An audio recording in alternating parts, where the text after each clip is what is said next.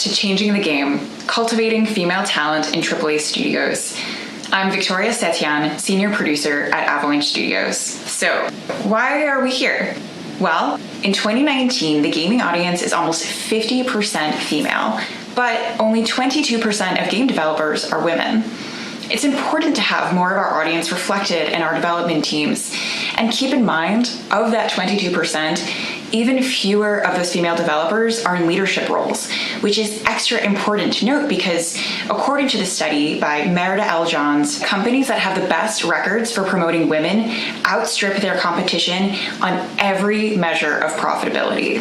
In other words, your company will be more lucrative. So, how do we make this happen? Well, it's easier to de-bias organizations' practices and procedures than to de-bias mindsets. Which brings us to this talk.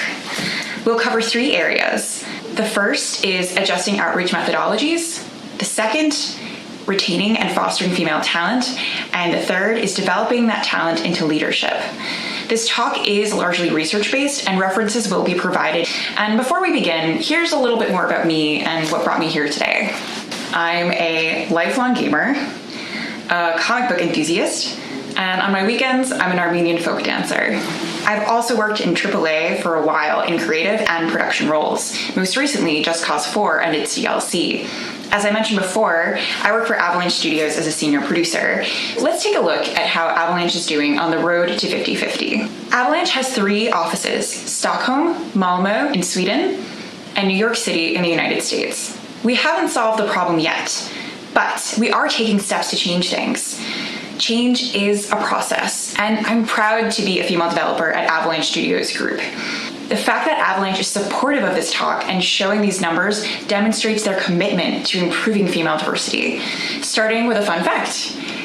The design documents of Just Cause 4 refer to our player as she and her. Another fun fact. 2 years ago, I couldn't have given this talk. In 2018, I was promoted to senior producer. That day, the studio manager called me aside to congratulate me on being the first female developer to become part of the leadership group in the history of the New York studio. So change is happening, but it can be slow. So let's kick this off and see how we can get to 50-50. 1, reach out to younger female audiences. The end goal is increasing our female talent pool and getting more resumes, and it starts with adjusting our outreach methodologies. One of the primary reasons women are underrepresented in technology is schools don't encourage girls to pursue tech careers. Remember that phrase we all used to use when we were kids? What am I going to be when I grow up? Well, kids start thinking seriously about their careers in middle school, which is also when girls begin losing interest in STEM. They continue to lose interest as they go through high school, which is when many outreach programs begin. So, action items. Like I said, I am a producer, so this talk will end each section with action items so that you can start making change today. So the actions here are: start outreach efforts with middle schools and educate girls on the various roles in the industry. On top of our poor timing, girls don't think of game development as a possible career path because they don't know what it means to work in games and the sort of positions available to them. How could they? We're not educating them young enough on the potential careers in games. For the record, these are about 9 to 12-year-old girls we're talking about. And even during this young age range, they consider factors like gendered expectations and even family planning as they wonder what they're going to be when they grow up. Female representation in games. So we've educated girls that games is a career path and the types of roles available to them. Now let's show them that they have a voice in the medium and they exist in the games themselves. It's a well-trodden topic at this point, so I'm not going to hang too long here. You may be familiar with the actress Geena Davis. She's been in incredible movies like Thelma and Louise, A League of Their Own, my personal favorite, Beetlejuice. She's also the founder of the Geena Davis Institute on Gender in Media. There's a ton of great research at the Institute's site that goes further into the importance of seeing yourself reflected in media. And the motto of her institute is, if she can see it, she can be it. These are the women of Avalanche Studios. I did a poll asking what characters in games you identify with, that when you play as these characters, you see yourself reflected back. And when I look at this slide, it fills me with joy because I see my colleagues and friends staring back at me. But it also makes me a little sad because quite a few women felt they didn't have a character they identify with. So the action here is keep it up. There's still so many types of female characters we haven't seen yet. So many of my colleagues that aren't represented. Give them a voice. Combat unconscious bias.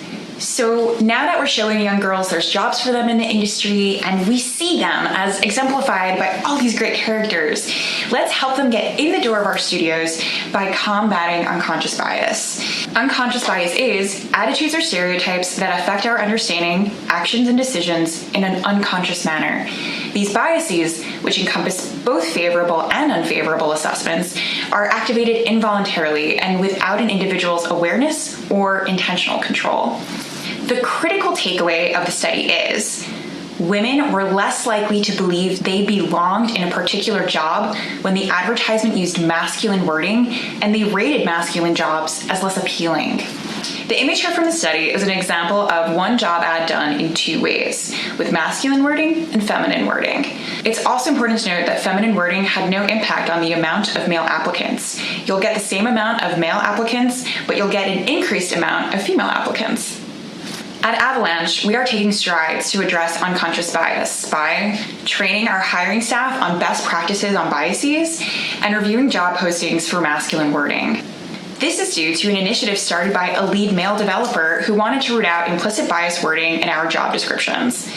Visible presence of female developers. Now that we've got these women in the door, let's restart from step one, but this time, incorporate our female developers in our practices. It's not enough to show that there are women here, but we also need to highlight women in senior and leadership roles to show two important things. One, women are part of this industry, and two, it's possible to get to the top. Some of the ways you can apply this research and thinking is include women in your outreach efforts. Have them join for school visits and recruitment offsites. In your press events, marketing materials, and conventions, let's see more women on the E3 big stages and big presentations where lots of young women can see them. If you're posting team photos on your social media or website, make sure it includes at least 50% female developers. And include developers of all levels to show girls the full breadth of the career ladder. When I was working in Los Angeles, I volunteered with Wiggy and Girl Scouts of America on a game design patch, teaching middle school girls about how to make a game and all the various roles in the industry, from QA to audio. It was hosted by a panel of women in various roles in the industry and all over the career ladder. And at Avalanche, we have school visits to the studio where we explain the different roles in game development. We have offsite recruitment sessions that include female members of the dev team, and we work with game design schools on figuring out how to admit more women. The actions here are include more women in offsite recruitment, marketing, press, and games, and make women in senior and leadership roles more visible. Part 2, retaining and fostering female talent. Okay, we've got more women in the industry, but our work has only just begun. 1, internal support networks. Internal support networks are internal groups within your studio that encourage people to connect, learn from each other, and grow. Involvement is elective. Group settings are valuable because we support each other, we can be sounding boards, learn from each other, host workshops, or sometimes just ask questions that our male colleagues wouldn't be able to help us with. It's great if you can get women in senior roles involved to give access to role models within the network. All 3 Avalanche offices have women's meetup groups and dedicated Slack channels. In our New York office, we have a bi-monthly dedicated meeting where we've twice hosted a respect and assertiveness in the workplace workshop. Actions: create internal support networks for female employees. 2, mentorship. According to 48% of women, the #1 top barrier in tech is lack of workplace mentorship. And that's sad. There's many ways to mentor, including education, identifying skills, listening, offering guidance, career planning. And if you're male and want to mentor, go for it.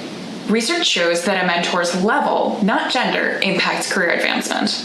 Throughout my career, I've been fortunate to have mentorship, primarily from men.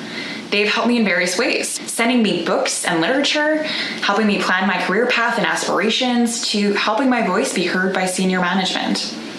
Mentor or recommend mentorships.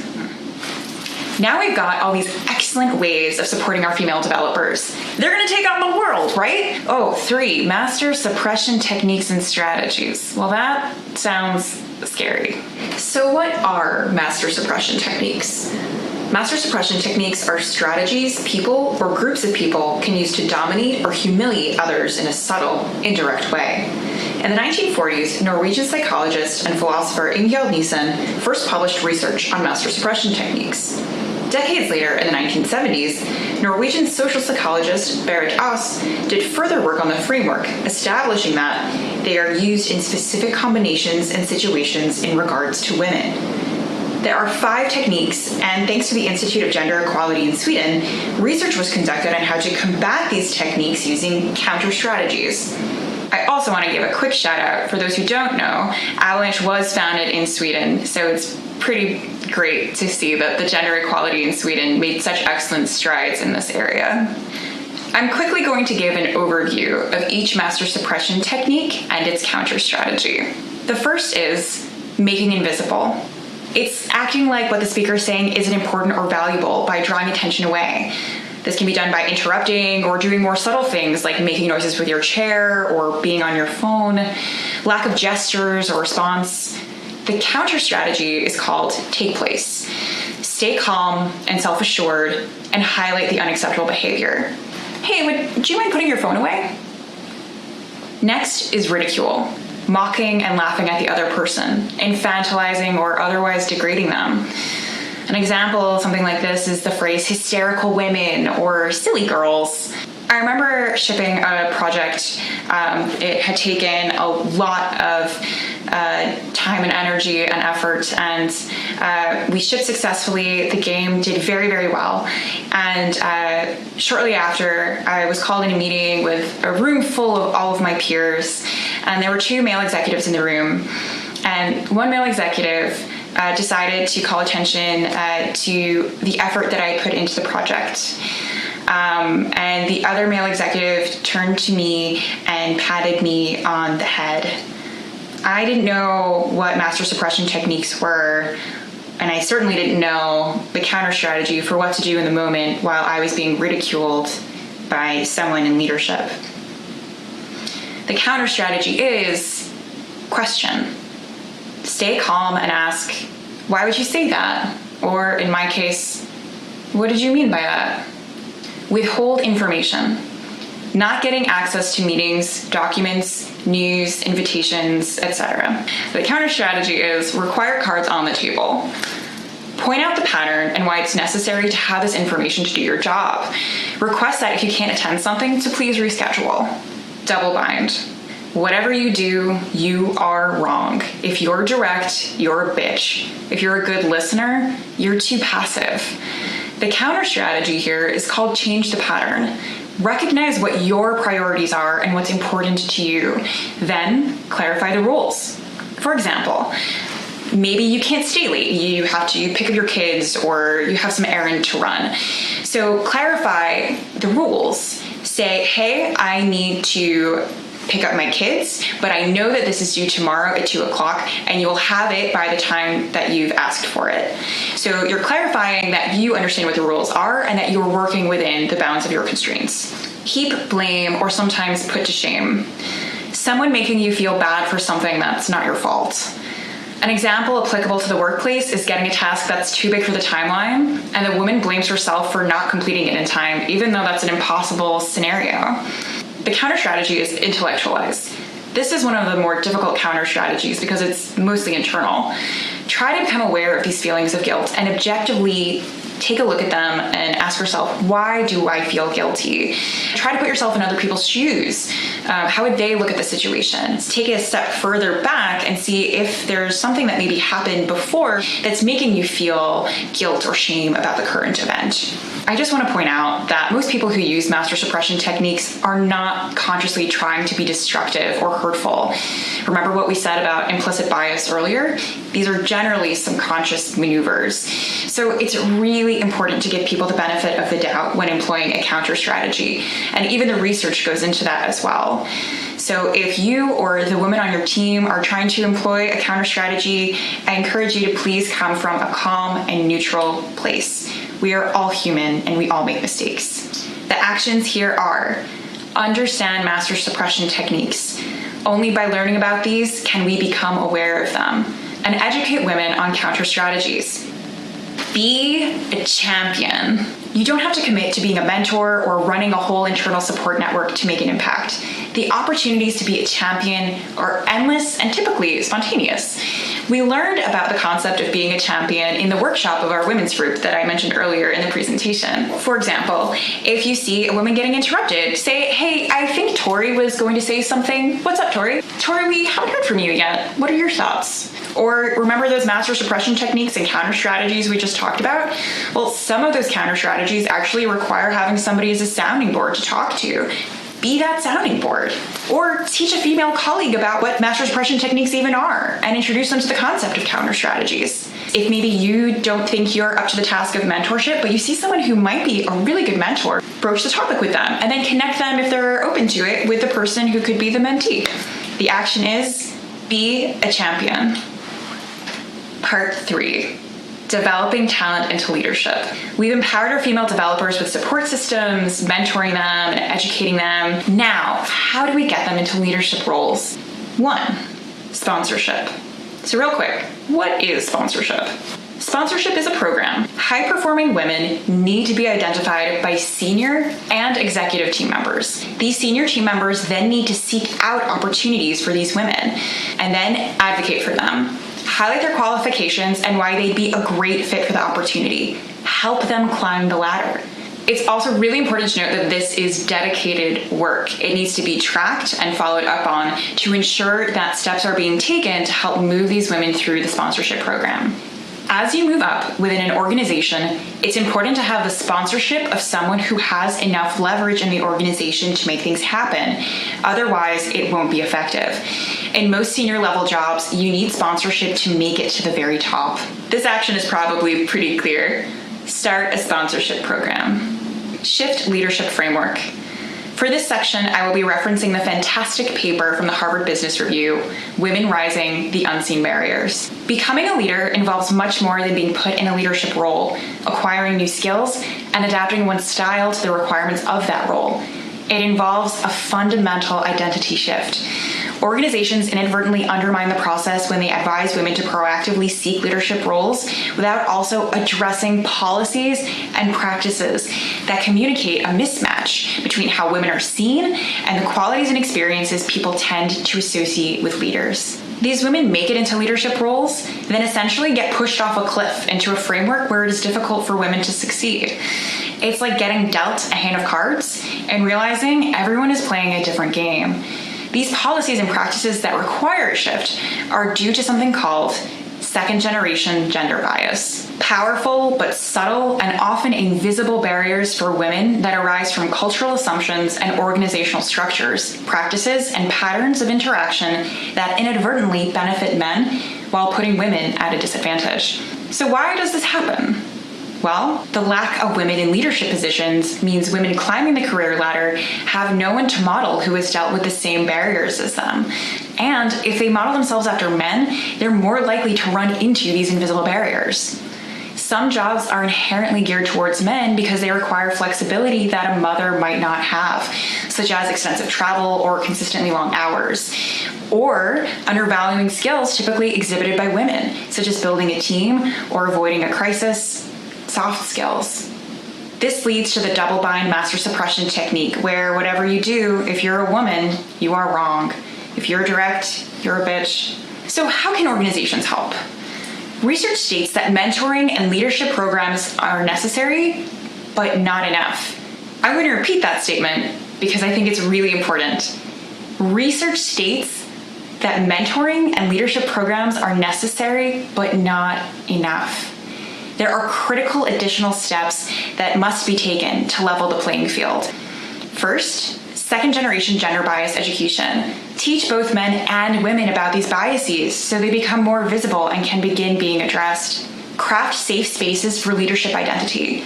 Women should be able to focus on the job, not overthink these invisible barriers. A coaching relationship, a women's leadership program, a support group of peers in which women can interpret messages is critical to their leadership identity. Anchor development in leadership purpose. Focusing on purpose can also lead women to take up activities that are critical to their success. It allows them to look past what might make them uncomfortable or insecure and engage in building new skills in a way that feels authentic to them. Imposter syndrome. Research shows that imposter syndrome is highest in high-achieving women. So that means women in these leadership roles. So what is imposter syndrome? It's women who experience the imposter phenomenon maintain a strong belief that they are not intelligent. In fact, they are convinced that they have fooled anyone who thinks otherwise. The action here is understand imposter syndrome, because this is largely something internal that women have to overcome. However, peers can help by being aware of its existence, and if you see someone who might be struggling with imposter syndrome, connect them to a mentor, an internal support network, send them literature, send them a book, be a champion. Family leave and parenthood. Earlier, we discussed how girls as young as 9 are considering having a family and raising kids when they begin thinking about careers. And the reality is, society is teaching them they should be. In a 2018 survey conducted by the Center for American Progress, mothers were 40% more likely than fathers to report that they had personally felt the negative impact of childcare issues on their careers. Women are still doing the heavy lifting when it comes to childcare. The graphs here are from Women's Work, Mothers, Children, and the Global Childcare Crisis. They illustrate the difference between time spent on childcare by men and women. Sweden ranks the best. It also has the least difference in weeks in a year spent on unpaid childcare for men and women. But even the best-ranked country still skews towards female caregivers. And the US? It's one of the only countries in the world that doesn't have mandatory paid parental leave. Unsurprisingly, this is having an impact on the careers of women and their career trajectory.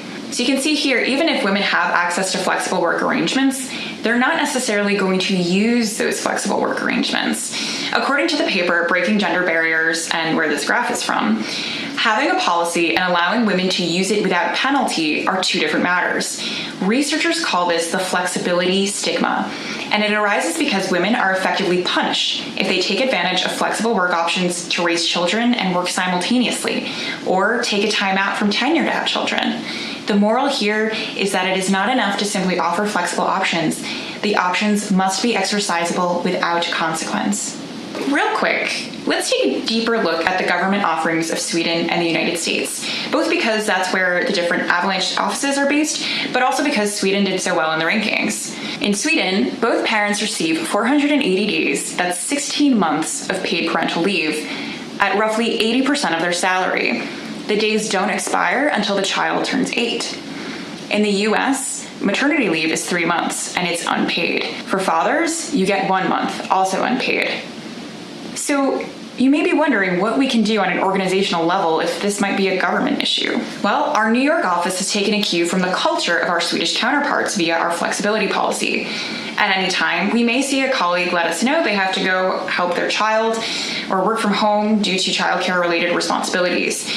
There is no guilt. If you have to leave early to take care of your child, Avalanche trusts you're going to do what you have to do. Some colleagues have also made specific arrangements to work from home on certain days. This is equally important for both parents. Consider if a father goes to take care of a sick child so that the mother can continue working for the day, versus the traditional vice versa scenario. The actions here are pay for parental leave for both male and female employees. Paternity leave is just as important as maternity leave. Support a flexible work policy, and create a culture that normalizes childcare. These are critical for female leaders. As their responsibilities increase in the workplace, they do as well at home. Okay, we've made it through all 3 parts, so I'm quickly going to summarize what we spoke about today. According to the paper, Breaking the Glass Ceiling, companies that have been successful in breaking down barriers have programs with the following characteristics in common. They are specific to the organization. They are inclusive.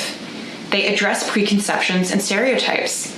They track progress. They are comprehensive. And they have CEO support. This is Pim Hof, CEO of Avalanche Studios Group. Diversity of perspectives and experiences make both our games and workplace better. As an industry, we can and must do much more to empower and inspire those who identify as women to consider a career in gaming. Only by doing so on every level will we as game developers start to reflect the diversity of the global player demographic. Thank you, Pam. Here is a quick overview of all of the action items we have discussed today. If there's one takeaway from this talk, I hope it's the slide that you screen cap or take a picture of. Be a champion. Is there any one of these that you can bring back to your organization? Maybe more than one.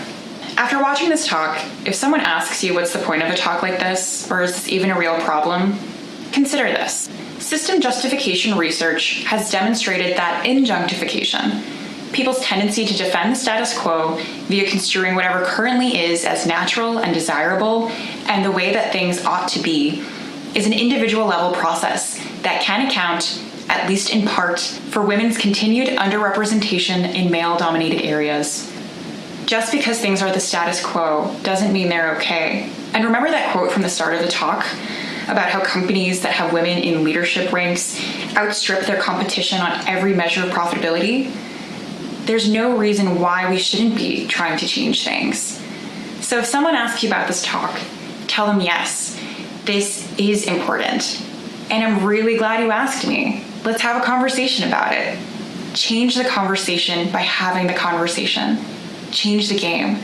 And maybe one day we can go from this to this. Thank you.